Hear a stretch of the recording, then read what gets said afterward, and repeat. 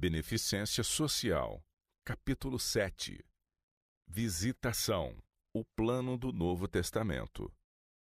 Os métodos de trabalho de Cristo. Valiosas lições podemos aprender dos métodos de trabalho de Cristo. Ele não seguiu um método meramente. Procurou por várias maneiras conquistar a atenção da multidão para que lhes pudesse proclamar as verdades do Evangelho. A principal tarefa de Cristo foi a ministração em favor dos pobres, dos necessitados e ignorantes. Em simplicidade, franqueava-lhes as bênçãos que pudessem receber, e assim despertava na alma uma fome de pão da vida. A vida de Cristo é um exemplo a todos os seus seguidores.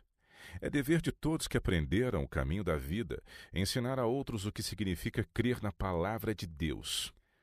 Há muitos agora, nas sombras da morte, que necessitam ser instruídos nas verdades do Evangelho. Quase o mundo inteiro jaz na impiedade. Nós temos palavras de esperança aos que se assentam nas trevas. O alcance do ministério de Cristo de casa em casa.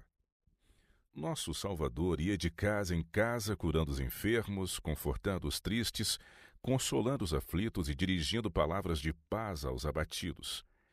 Ele tomava as criancinhas nos braços e as abençoava e dirigia palavras de esperança e conforto às mães cansadas. Com infatigável ternura e suavidade, se aproximava de todas as formas de infortúnio e aflição humanos. Não em seu próprio proveito, mas no dos outros, ele trabalhava. Era o servo de todos. Sua comida e bebida era levar esperança e forças a todos com quem chegava em contato. O método de Cristo produz verdadeiro sucesso. Unicamente os métodos de Cristo trarão verdadeiro êxito no aproximar-se do povo. O Salvador misturava-se com os homens como uma pessoa que lhes desejava o bem. Manifestava simpatia por eles, ministrava-lhes as necessidades e granjeava-lhes a confiança. Ordenava então: segue-me. Foi assim que a igreja cristã foi estabelecida. Cristo selecionou primeiro umas poucas pessoas e ordenou-lhes que o seguissem. Estas foram em busca de seus familiares e conhecidos e levaram-nos a Cristo. É desta maneira que devemos trabalhar. Umas poucas pessoas postas à parte e plenamente estabelecidas na verdade estarão dispostas como os primeiros discípulos a trabalhar em favor de outros. O divino exemplo em evangelismo pessoal. Jesus entrava em contato pessoal com os homens. Não se mostrava arredio e afastado daqueles que necessitavam seu auxílio. Ele penetrava os lares dos homens, confortava os tristes, curava os enfermos, alertava os descuidados e saía pelas vizinhanças fazendo o bem. E se seguimos os passos de Jesus, precisamos fazer como ele fazia. Temos que dar aos homens a mesma bondosa ajuda que ele dava. Não é o pregar o mais importante, é o trabalho feito de casa em casa, raciocinando sobre a palavra, explicando-a. São os obreiros que seguem os métodos de Cristo que hão de conquistar almas para sua recompensa. O Senhor deseja que sua palavra de misericórdia seja levada a toda a alma. Isto deve ser executado em alto grau pelo serviço pessoal. Era um método de Cristo. Sua obra consistia grandemente em entrevistas pessoais. Tinha fiel consideração pelo auditório de uma só alma. Por essa única pessoa, a mensagem muitas vezes era proclamada a milhares. Os 12 enviados para trabalhar de casa em casa. Nessa primeira viagem, os discípulos só deviam ir aos lugares em que Jesus já estivera antes e onde fizera amigos. Não deviam permitir que coisa alguma lhes distraísse o espírito de sua grande obra, nem de maneira nenhuma exercitar oposição e fechar a porta a trabalho posterior. Não deviam adotar o vestuário dos mestres religiosos, nem usar no traje coisa alguma que os houvesse de distinguir dos humildes camponeses. Não lhes convinha entrar nas sinagogas e convocar o povo para serviço público. Seu esforço devia se desenvolver no trabalho feito de casa em casa. Cumpria-lhes entrar na morada com a bela saudação: paz seja nesta casa. Essa casa seria abençoada por suas orações, seus hinos de louvor e o estudo das Escrituras no círculo familiar. idêntica à missão dos 70. Chamando os 12 ao pé de si, Jesus ordenou-lhes que fossem 2 a 2 pelas cidades e aldeias. Nenhum foi mandado sozinho, mas irmão em companhia de irmão, amigo ao lado de amigo. Assim se poderiam auxiliar e animar mutuamente, aconselhando-se entre si e orando um com o outro, a força de um suprindo a fraqueza do outro. Da mesma maneira enviou ele posteriormente os 70. Era o desígnio do Salvador que os mensageiros do Evangelho assim se associassem. Teria muito mais êxito a obra evangélica em nossos dias, fosse esse exemplo mais estritamente seguido. Paulo ia de casa em casa. Paulo, embora trabalhando também publicamente, ia de casa em casa pregando o arrependimento para com Deus e a fé para com nosso Senhor Jesus Cristo. Ele se encontrava com os homens em seus lares, suplicando-lhes com lágrimas, declarando-lhes todo o conselho de Deus. O segredo do poder e sucesso de Paulo. Uma ocasião, Paulo disse: Vós bem sabeis como foi que me conduzi entre vós em todo o tempo, desde o primeiro dia em que entrei na Ásia, servindo ao Senhor com toda a humildade, lágrimas e provocações que pelas ciladas dos judeus me sobrevieram, jamais deixando de vos anunciar coisa alguma proveitosa e de vô-la ensinar publicamente também de casa em casa. Essas palavras explicam o segredo do poder e sucesso de Paulo. Nada retinha ele que fosse de proveito ao povo. Pregava a Cristo publicamente nas praças e nas sinagogas. Ensinava de casa em casa, servindo-se do familiar intercâmbio do círculo do lar.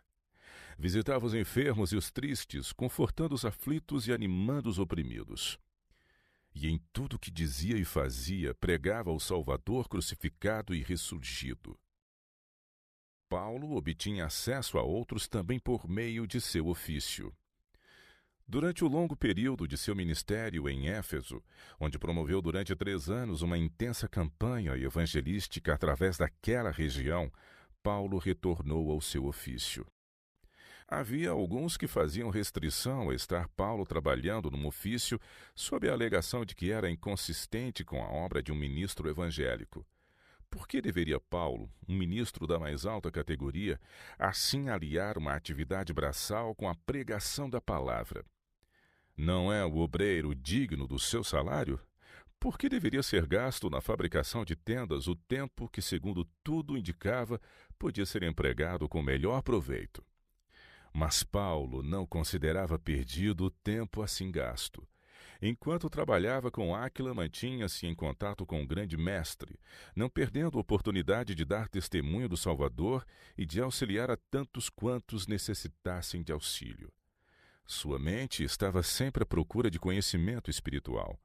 A seus cobreiros deu instrução sobre coisas espirituais e também exemplo de operosidade e inteireza.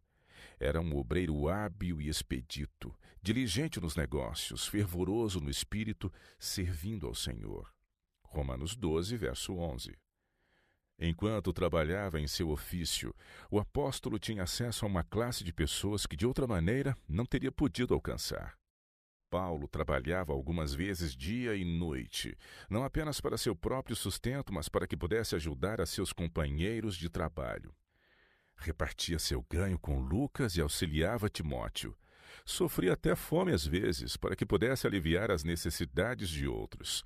Sua vida era uma vida de abnegação. O exemplo prático de Paulo para o trabalho dos leigos. Paulo deu um exemplo contra o sentimento que então ganhava influência na igreja, de que o evangelho só poderia ser pregado com êxito por aqueles que estivessem inteiramente libertos da necessidade de trabalho físico. Ele ilustrou de maneira prática o que podia ser feito por consagrados leigos em muitos lugares onde o povo não estava familiarizado com as verdades do evangelho. Sua atitude inspirou a muitos humildes trabalhadores o desejo de fazer o que lhes fosse possível para o avanço da causa de Deus, enquanto ao mesmo tempo se mantinham a si mesmos com o trabalho diário. Áquila e Priscila não foram chamados a dar todo o seu tempo ao ministério evangélico. Todavia, esses humildes obreiros foram usados por Deus para mostrar a Apolo mais perfeitamente o caminho da verdade. O Senhor empregava vários instrumentos para a realização de seu propósito, e enquanto alguns com talentos especiais são escolhidos para devotar todas as suas energias à tarefa de ensinar e pregar o Evangelho, muitos outros, sobre quem mãos humanas nunca foram postas em ordenação, são chamados a desempenhar importante parte na salvação de almas. Há um vasto campo aberto diante do obreiro evangélico por conta própria. Muitos podem alcançar valiosas experiências no ministério, enquanto trabalham parte do tempo em alguma forma de atividade manual, e por este método eficiente, obreiros podem se desenvolver para importantes serviços em campos necessitados. Ide no espírito que constrangeu a Paulo. Ide a vossos vizinhos um por um, e achegai-vos a eles até que o seu coração esteja aquecido pelo vosso amor e abnegado interesse. Simpatizai com eles orai, procurando descobrir oportunidades para fazer-lhes bem, e quando puderdes, reuni uns poucos e abri-lhes a palavra de Deus ao entendimento entenebrecido. Conservai-vos vigiando como quem deve prestar contas pelas almas dos homens, e fazei o máximo dos privilégios que Deus vos dá em trabalhar com ele em sua vinha moral. Não negligencieis o falar a vossos vizinhos e o fazer-lhes todo o bem possível, a fim de que por todos os meios possais salvar alguns. Necessitamos buscar o espírito que constrangeu o apóstolo Paulo a ir de casa em casa, suplicando com lágrimas e ensinando o arrependimento para com Deus e fé para com nosso Senhor Jesus Cristo. As primeiras obras da Igreja do Novo Testamento. As primeiras obras da Igreja foram vistas quando os crentes procuraram seus amigos, parentes e conhecidos e, com coração pleno de amor, contaram a história do que era para eles. Sucesso do plano do Novo Testamento. Quanto mais de perto for o plano do Novo Testamento seguido no trabalho missionário, mais bem-sucedidos serão os esforços empregados. Devemos trabalhar como trabalhou o nosso divino Mestre, semeando as sementes da verdade com cuidado, ansiedade e abnegação. Precisamos ter a mente de Cristo, se não quisermos cansar-nos de fazer o bem. A sua vida foi uma vida de contínuo sacrifício em favor de outros. Temos de seguir o seu exemplo.